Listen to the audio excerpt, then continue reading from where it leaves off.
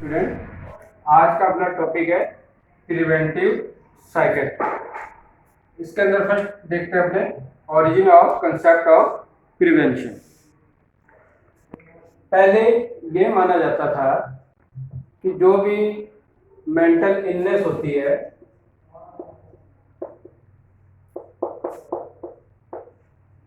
पहले ये माना जाता था जो भी मेंटल इलनेस होती है उसका कारण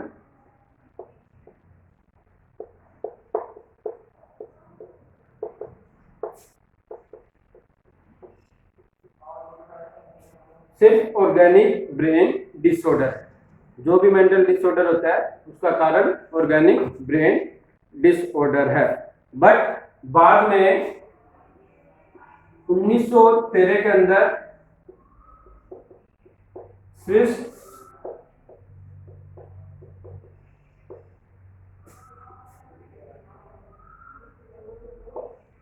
साइकेट्रिस्ट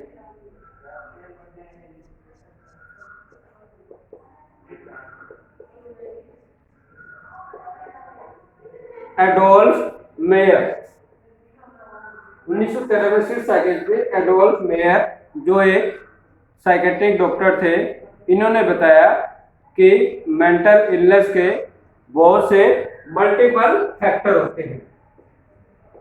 मल्टीपल फैक्टर होते हैं जो मेंटल इलनेस के लिए रिस्पॉन्सिबल होते हैं। ये मल्टीपल फैक्टर्स हेटेरोजेनस होते हैं, जैसे कि ये फैक्टर निम्नलिखित है, जैसे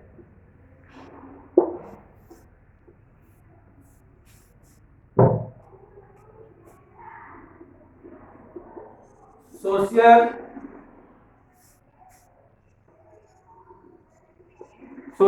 environment,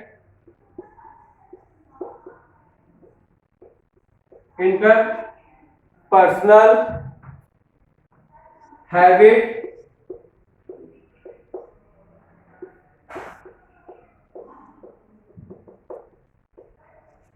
formation and personal factor. बहुत से फैक्टर्स मल्टीपल फैक्टर है, जैसे social, environmental, interpersonal, habit, personal behaviour या पर्सनल फैक्टर। और सिगमंड फ्रायड और अदर साइकोलॉजिस्ट भी एग्री थे कि मेंटल इलनेस के लिए ये फैक्टर्स रिस्पॉन्सिबल होते हैं और इन फैक्टर्स को कंट्रोल कर अपने मेंटल इलनेस को रोक सकते हैं काफी हद तक, या मानसिक बीमारी ना हो इन फैक्टर्स को कंट्रोल करके अपने मानसिक इलनेस होने की संभावना को कम कर सकते हैं। इसी के साथ एक नया कंसेप्ट डेवलप हुआ,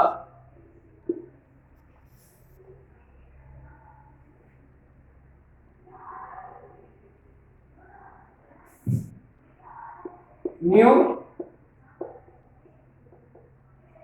कंसेप्ट का डेवलपमेंट हुआ, या जिसको अपने कहते हैं stage of prevention of mental illness, of mental illness, stages of prevention of mental illness. New concept, नई अवधारणा का डेवलपमेंट हुआ।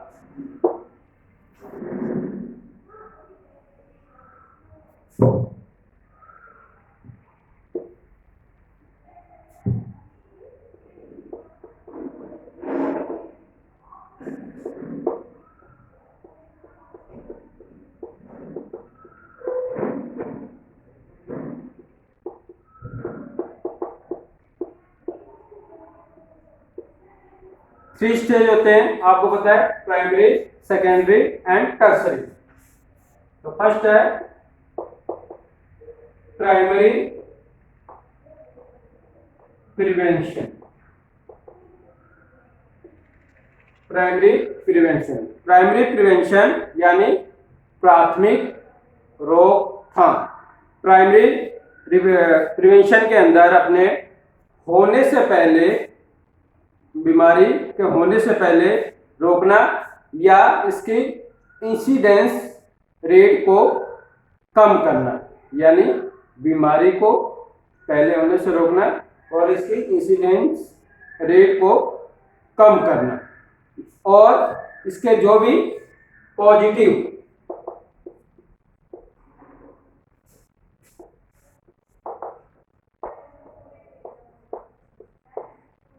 फैक्टर्स को कंट्रोल करना। ठीक है, प्राइमरी प्रिवेंशन के अंदर क्या होगा, बीमारी को होने से रोकना और इसके इंसिडेंस रेट को कम करना, जो भी पॉजिटिव फैक्टर है उसको कंट्रोल करना। कौन से पॉजिटिव फैक्टर्स है इसके अंदर आप देख सकते हो। प्राइमरी के अंदर positive factor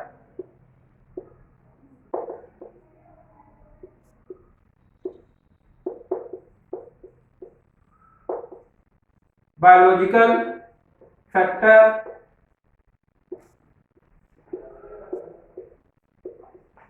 psychological, biological psychological factor, third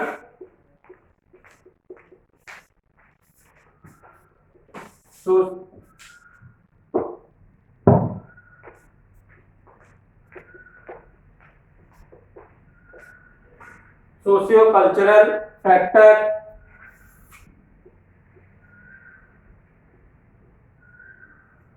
counselling service या सर्विसेज। तो प्राइमरी के अंदर जो भी पॉजिटिव फैक्टर्स है इसको कंट्रोल कर अपने बीमारी होने को या मेंटल इलनेस को होने की रोकथाम कर सकते हैं। Biological factor, psychological factor. Psychological factors के अंदर अपने बहुत से आएंगे, जैसे फिजिकल हो गया,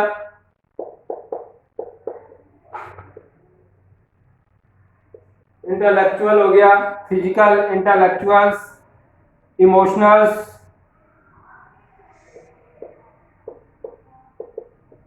ये सब साइकोलॉजिकल है। सोशियो कल्चरल के अंदर अपने जो भी है रिस्क फैक्टर को कम करना और जो भी है स्ट्रेस फैक्टर को कम करना।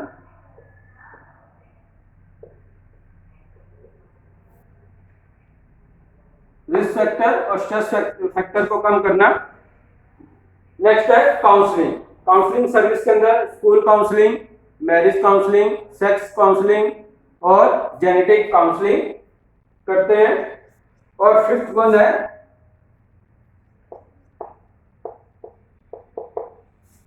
Special services. इसके अंदर चाइल्ड गाइडेंस और crisis intervention centres, mental health education और मेंटल हेल्थ प्रोग्रेस के लिए कोई भी प्रोग्राम, ये स्पेशल सर्विसेज के अंदर आता है। तो सिंपल सी बात है, प्राइमरी प्रिवेंशन के अंदर जो भी फैक्टर है, पॉजिटिव फैक्टर्स है, उन पे कंट्रोल करना।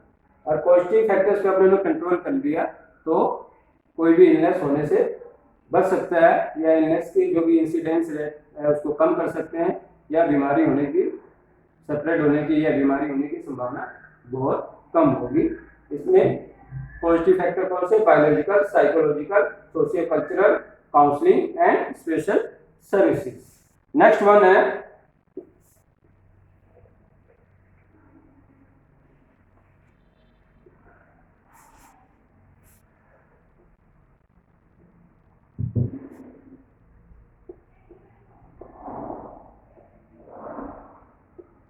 Secondary prevention.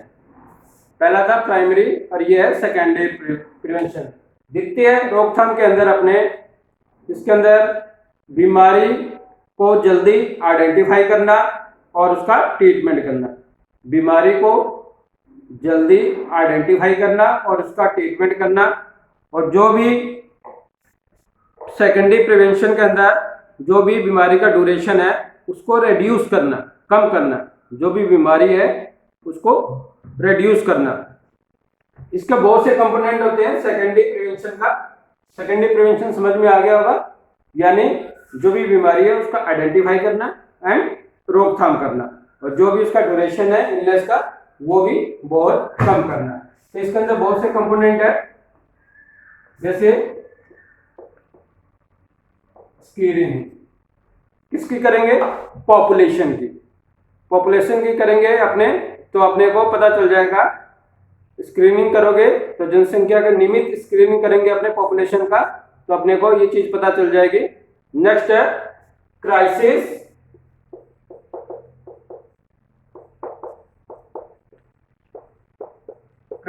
इंटरवेंशन सेंटर या सर्विस।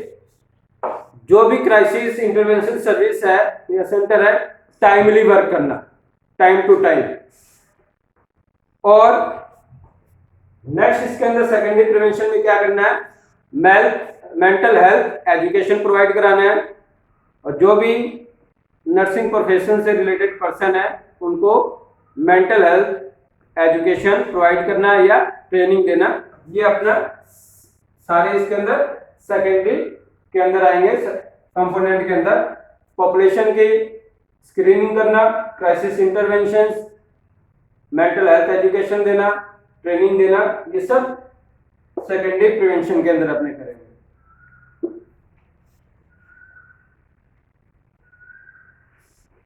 नेक्स्ट वन है टर्सरी।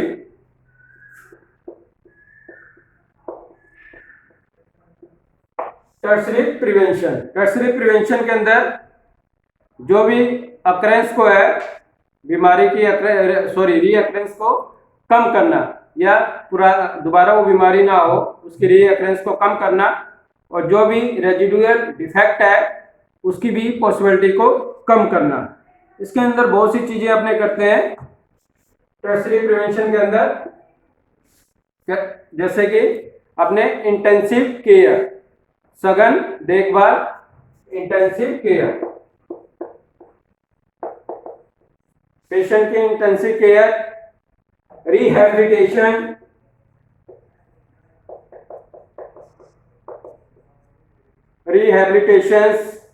थेरेपीज, साइकोथेरेपीज,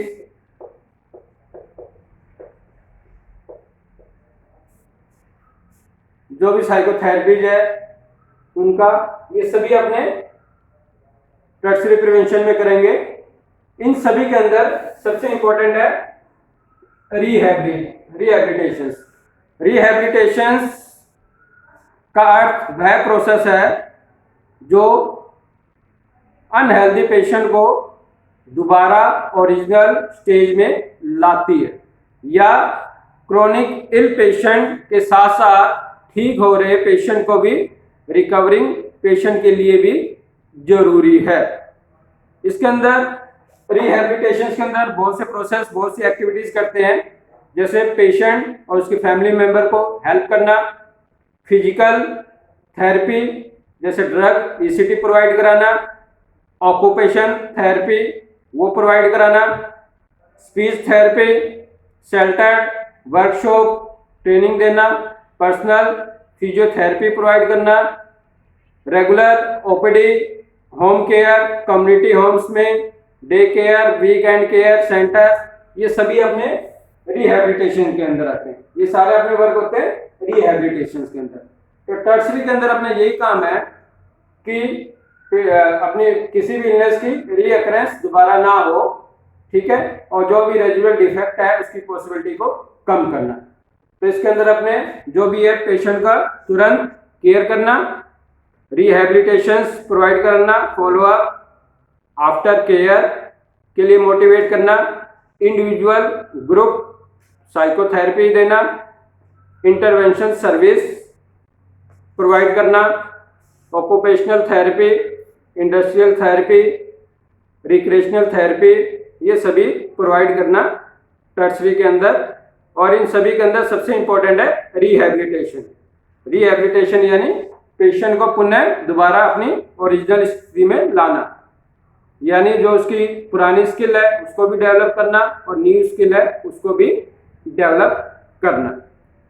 तो रिहेबिलिटेशन के अंदर बहुत सी एक्टिविटीज करते हैं, जैसे आपको बताया था अभी, physical therapy, personal physiotherapy, speech therapy, occupationals, OPD, community homes, day care, ये सारी एक्टिविटीज अपने रिहेबिलिटेशन में करेंगे। तो ये आज का आपका टॉपिक था prevention, stage of prevention of mental illness. इसके अंदर प्राइमरी, सेकेंडरी और टर्सरी प्रिवेंशन अपने किया है। कल इसके अंदर अपने दूसरा टॉपिक देखेंगे, preventive psychiatric at various stage. तो आज का टॉपिक इतना ही है, कल अपने नेक्स्ट टॉपिक करेंगे। Thank you.